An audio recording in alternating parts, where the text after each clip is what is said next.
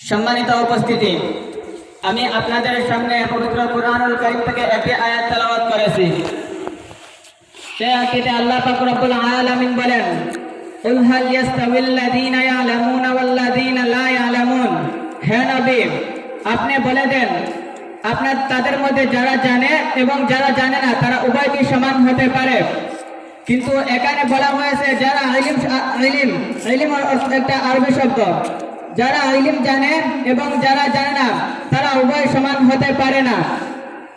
কারণ আপনারা দেখবেন, যদি আজ ইলম জানা থাকতো তাহলে তাসলিমা নাসরিনের মতো নাস্তিক হতে পারতো না। যদি আজ ইলম জানতো তাহলে লতিফ সিদ্দিকের মতো নাস্তিক হতে পারতো না।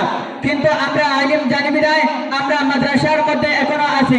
আমরা মাদ্রাসার মধ্যে আমরা ইলম তত্ত্ব করার জন্য, ইলম সংগ্রহ করার জন্য আমাদের উস্তাদদের কাছ থেকে এখনো পর্যন্ত ইলম নেওয়ার জন্য আমরা এখনো পর্যন্ত মাদ্রাসায় আছি। কিন্তু আমাদের যদি জানা শেষ হয়ে যায় তাহলে তো আমাদের মাদ্রাসায় আসার কোনো প্রয়োজন হতো না। আমাদের জানার প্রয়োজন আছে বিধায় আমরা মাদ্রাসার মধ্যে আছি। সম্মানিত উপস্থিতি, আমি আপনাদের সামনে একটি হাদিসও তেলাওয়াত করেছিলাম। সেই হাদিসের মধ্যে আছে, তলাবুল ইলমি ফরিদাতুন আলা কুল্লি মুসলিম। দ্বীনি ইলম তলব করা প্রত্যেক মুসলমান নরনারীর জন্য ফরজ। কিন্তু আমাদের সমাজে আজ দেখা যাচ্ছে দ্বীনি ইলম তলব না করে মানুষেরা যেভাবে ইসলামের বিপক্ষে কথা বলছে,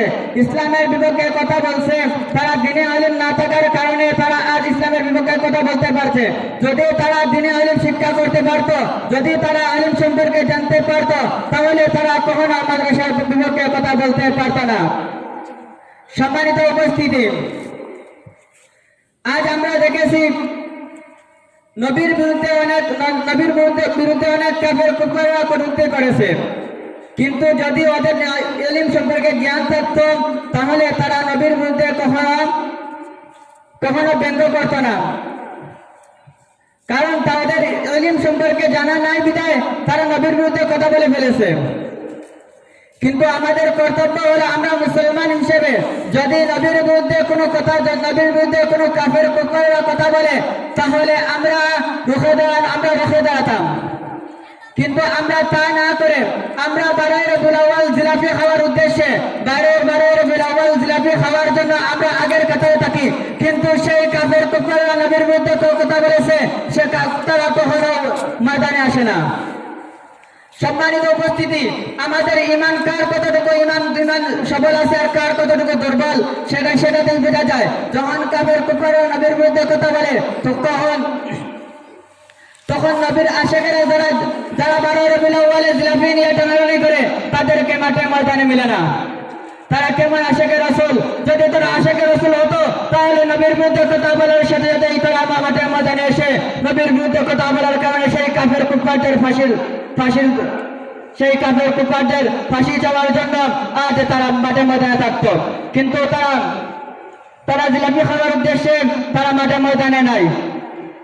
কারণ জানে যদি ওখান তারা মাঠে ময়দানে থাকে তাহলে পরবর্তী সময়ে যখন সরকার থেকে ভাতা দেওয়া হবে তারা সেই ভাতা পাবে না। সম্মানিত উপস্থিতি, পবিত্র কুরআনুল কারীমে আল্লাহ পাক রব্বুল আলামিন বলেন, কুল্লু নাফসিন যায়িকাতুল মাউত। প্রত্যেক প্রাণীকে মৃত্যুর স্বাদ গ্রহণ করতে হবে। কিন্তু নবীর আশিকদেরকে বলতেছি, তোমরা প্রত্যেক প্রাণীকে মৃত্যুর স্বাদ গ্রহণ করতে হবে সেটা তো জানো, কিন্তু নবীর বিরুদ্ধে কথা বলার কারণে যদি তোমরা মাঠের ময়দানে না আসো তাহলে তোমাদেরকেও মৃত্যুর স্বাদ গ্রহণ করতে হবে। সম্মানিত উপস্থিতি, আল্লাহ পাক রব্বুল আলামিন পবিত্র কুরআনুল কারীমে বলেন, কুল হাল ইয়াস্তাবিল্লাযীনা ইয়ালামুনা ওয়াল্লাযীনা লা ইয়ালামুন। হে নবী, আপনি বলুন, তোমাদের মধ্যে যারা জানে আর যারা জানে না তারা উভয় কি সমান হতে পারে? তারা উভয় কখনো সমান হতে পারে না। কারণ ইলম একটা শব্দ, সেটা হচ্ছে আরবি শব্দ। আর যারা ইলম সম্পর্কে জানে না তারা কখনো সমান হতে পারে না। কারণ যদি তারা জানতো তাহলে তারা আজ এই মাদ্রাসার মধ্যে পড়াতো, যদি তারা জানতো তাহলে তারা এই মাদ্রাসার প্রতিষ্ঠাতা হতো। কিন্তু তারা জানে না বিধায় তারা মূর্খ। কিন্তু জানে না বিধায় তারা এখনো পথে ঘাটে হাটে বাজারে তারা এখনো ঘুরে ফিরায়। কিন্তু তাদেরকে জানানোর আগ্রহ কিন্তু তাদের জানার আগ্রহটুকু নাই। যদি তারা তাদের জানার আগ্রহটুকু থাকতো তাহলে তারা আজ মাদ্রাসা